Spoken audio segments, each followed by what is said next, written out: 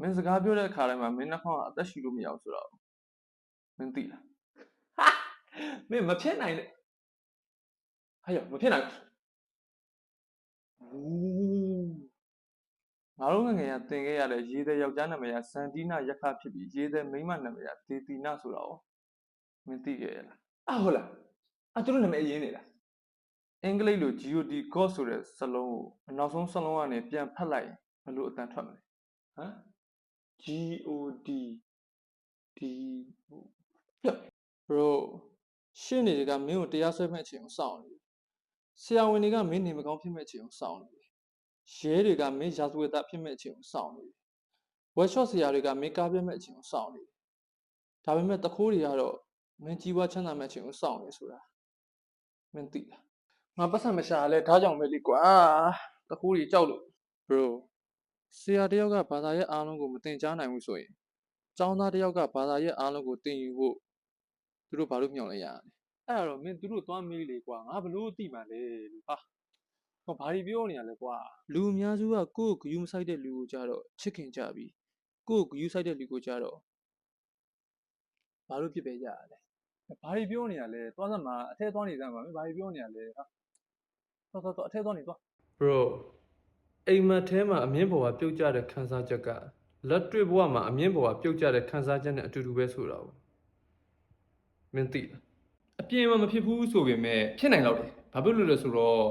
တုံမှဆင်းတာဆိုတော့လေဖြစ်နိုင်တော့တယ်ကွန်ပျူတာပေါ်မှာမြန်မာစာရိုက်လို့ရအောင်ပထမဆုံးတည်ရှင်ခဲ့တဲ့သူကမြန်မာနိုင်ငံသားမဟုတ်ပဲအင်္ဂလန်နိုင်ငံသားဆိုတာဘူးကောမင်းသိလားဟဲ့အဲ့ဒါတော့ငါသိတယ်သူ့နာမည်ကဂျွန်းအိုခဲတော်တော်များများသူ့ကိုကိုခဲလို့လည်းခေါ်ကြတယ်ဟုတ်တယ်မလားတခိုးတယောက်ကဘယ်တော့မှသူ့ကိုယ်သူခိုးတယ်လို့မပြောဘူးအမူးသမားတယောက်ကလည်းဘယ်တော့မှသူ့ကိုယ်သူမူးတယ်လို့မပြောဘူးအဲ့ဒီလိုပဲအယူတယောက်ကလည်းဘယ်တော့မှသူ့ကိုယ်သူယူတယ်လို့မပြောဘူး bro မင်းယူနေရလားမယူပါဘူးဟမ်ယူတယ်ဟမ်ဟာ bro မွေးရပါနားမကြားတဲ့လူတယောက်ကိုစကားပြောတတ်အောင်ဘယ်လိုသင်မလဲမင်းကမယူတယောက်တည်းယူပါကွာငါ့ကိုမယူခိုင်းပါနဲ့လို့တောင်းပန်ပါတယ်ဟာချင်တွေကသူတို့ရဲ့ဥကိုလှုပ်ဖို့သွေးကိုတောင်းရတယ်ဆိုရင်မင်းကချင်တွေရဲ့အဖေသုံးပုံတွေကတပုံပေါ့သိစမ်းဟမ်ဒါဆိုရင်ဒါငါရဲ့ bro မင်းပေါ်မကောင်းတဲ့လူတယောက်ကိုမင်းဘာလို့ရွေးချယ်ခဲ့ရလဲဆိုတာကိုကောမင်းကိုမင်းသိလား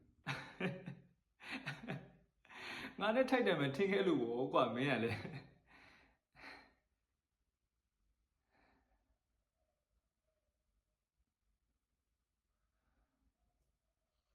bro ကဘာလုံးနဲ့လို့ခံယူထားတဲ့လူတွေကကဘာလုံးကြီးလို့ခေါ်ရင်ကဘာပြားရည်လို့ခံယူထားတဲ့လူတွေကြတော့ကဘာပြားကြီးလို့ခေါ်မှာပေါ့ဟယ်လိုဒေါက်တာဒီမှာကျွန်တော်တကယ်ချင်းအရေးပေါ်လေးဖြစ်နေလို့လာပေးလို့ရမလားမသိဘူးဗျမှန်တာပြောရင်ရွာပြင်ထုတ်ခံရတယ်ဆိုရွာထဲမှာနေတဲ့လူတွေကအမားတွေပဲပြောကြလို့ဟဲ့ဘာလျှောက်ပြောနေဘောပင်ဆိုတာရေးဖို့အုတ်ထုတ်ဆိုတာစောင်းဖို့မိကျစ်ဆိုတာချစ်ဖို့ဒါဆိုအပြစ်ဆိုတာပြောဖို့ပေါ့